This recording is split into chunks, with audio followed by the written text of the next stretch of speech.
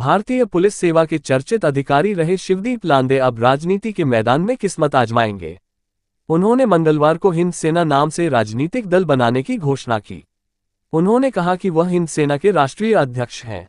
आगामी बिहार विधानसभा चुनाव में उनकी पार्टी सभी 243 सीटों पर चुनाव लड़ेगी। उन्होंने कहा कि बीते एक महीने में मैंने बिहार के अलग अलग जिलों का भ्रमण किया है, समाज के सभी तबकों से मुलाकात की है, युवा, महिला और बुजुर्ग से बात कर उनकी परेशानियों को समझा है। आजादी के 75 वर्ष बाद भी बिहार के दूरदराज क्षेत्र में बुनियादी सुविधा नहीं पहुंची है। जमुई के सिकंदरा प्रखंड में आज भी पानी की किल्लत है। रोहतास के 40 गांवों के लोग हर वर्ष अपने पशुओं को लेकर गांव छोड़ दूसरे जगह जाने को मजबूर हैं। लोग अब भी अपनी पसंद के कपड़े तक नहीं खरीद सकते, रोटी की व्यवस्था नहीं कर सकते। शिवदीप लांदे ने कहा कि व्यवस्था में बदलाव लोकतंत्र में चुनाव जीतकर ही लाया जा सकता है। पुलिस और सेना के जवान की ही तरह हमारी पार्टी का कार्यकर्ता आम आदमी के एजेंडा के लिए लड़ेगा, सकारात्मक बदलाव लाएगा। प्रदेश के युवा बदलाव चाहते हैं। कई राजनीतिक दलों ने मुझे कई तरह के ऑफर दिए। इसमें राज्यसभा जाने से लेकर मुख्यमंत्री के फेस बनने तक का प्रस्ताव शामिल था, मगर मैं बिहार में बदलाव के संकल्प के साथ नई राजनीतिक पार्टी शुरू करने का फैसला लिया। पूर्व आईपीएस अधिकारी ने कहा कि उनकी पार्टी के 3 मूल सिद्धांत होंगे। इसमें मानवता, न्याय और सेवा शामिल है। मेरी पार्टी के लोगों में 3 लकीर है और उसका लोगो खाकी रंग का रखा गया है। आपको पता है कम से कम 60 लाख यहाँ पे डिग्री लेके बैठे हुए लड़के हाथ में। 60 लाख डिग्री धारियों को कहाँ रोजगार देंगे आप? कोई पॉलिसी आपके पास? 8-8 महीना आपका सेशन, मैं हॉस्टल में भी गया हूँ। मैं एक्चुअली मैं कम से कम 100 मुद्दे ऐसे बता सकता हूँ जो मैंने देखे और महसूस किए। तो 8-8 महीने का सेमेस्टर डिले चल रहा है। यहाँ के जो ग्रेजुएशन का जो है डिग्री है उसका वजूद आगे वाले जहाँ पे आप जॉब के लिए जाते हो वहाँ पे क्या है? तो उस तरह से ओवरऑल देखना पड़ेगा। हाँ, पेपर लीक एक समस्या है। और आप एक जान लीजिए, जब मैं पुलिसिंग में था तो सबको पता है कि 360 डिग्री से उस पर कार्रवाई होती थी पूरा चक्कर में, कोई उसमें ऑब्स्टेकल नहीं रहता था। तो है, पार्टी को लाइए, फिर देखिए कौन सा पेपर लीक होता है।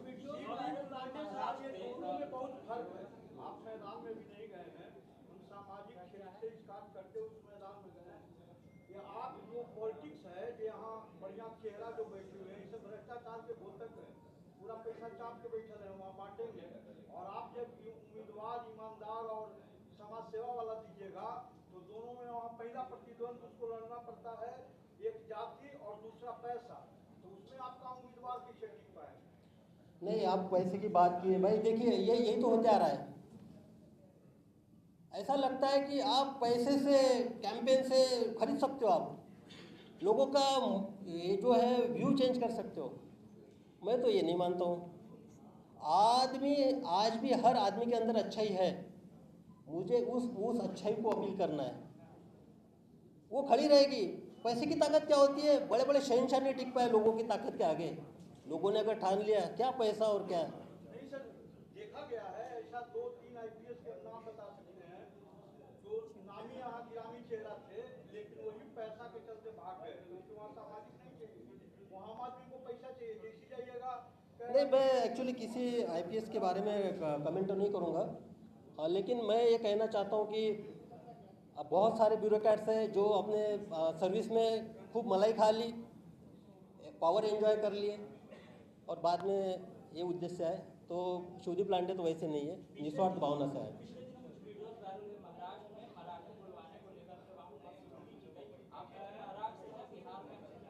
एक है कि आप मराठी है, तो सबसे पहले तो मैं कभी अपने आप को यहाँ पे, जब भी यहाँ पहले दिन मैंने कदम रखा था, अपने आप को मैंने मराठी नहीं माना था। मैंने एक भारतीय पुलिस सेवा का पदाधिकारी माना था। तो जब भी मैं निस्वार्थ होकर सेवा देते गया, यहाँ पे अनशन पे बैठते थे, धरना आंदोलन करते थे लड़के, वो तो कोई मेरे से स्वार्थ वाले नहीं थे। उन्होंने तो मुझे उनके बीच का करके एक्सेप्ट किया है। और आपका इंटेंशन सही है ना। महात्मा गांधी ने चंपारण से सत्याग्रह किया है शुरुआत, तो उनको तो कोई उनकी जात नहीं पूछी है, कहाँ से आए हो। विनोबा भावे को भूदान आंदोलन में सबसे ज़्यादा लैंड ऐसे दी गई है, लाखों एकड़ में। उनको तो किसी ने पूछा नहीं कि आपकी जात है, आप वहाँ से आए हो।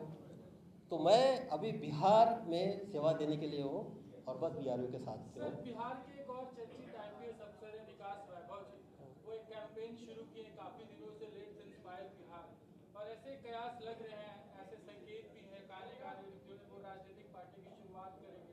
क्या आप उनके साथ कोई बातचीत हुई है, या फिर आप उनके कैंपेन को किस तरह देखते हैं, क्योंकि आपको मालूम होगा उनके कैंपेन के बारे में? नहीं, सबसे पहली बात है कि मैं फ्रैंकली स्पीकिंग जो भी बिहार में, मैंने पहले बताया, जो भी बिहार में बदलाव करना चाहता है, जो भी बिहार के भविष्य को बदलना चाहता है, उन सब का मैं स्वागत करूंगा। बस इतने में कह सकता हूँ। एक सवाल है, थोड़े दिनों पहले आरसीपी सिंह ने अपनी पार्टी की शुरुआत की। प्रशांत किशोर पहले से कैंप पार्टी बना चुके हैं और चुनाव की तैयारी कर रहे हैं। आपने अभी अपनी पार्टी लॉन्च की है, आप सभी एक एक करके पार्टी लॉन्च करना, और आपको भी बताया कि बिहार में पार्टी जैसी party without naming any political, आपको क्या लगता है इससे किसको नुकसान होगा?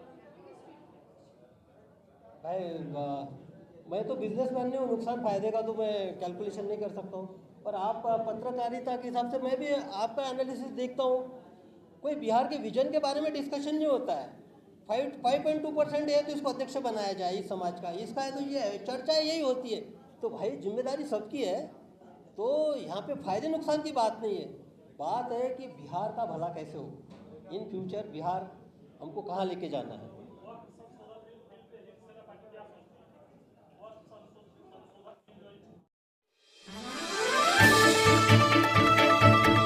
आप देख रहे हैं RN न्यूज़। कृपया चैनल को लाइक और सब्सक्राइब करना ना भूलें।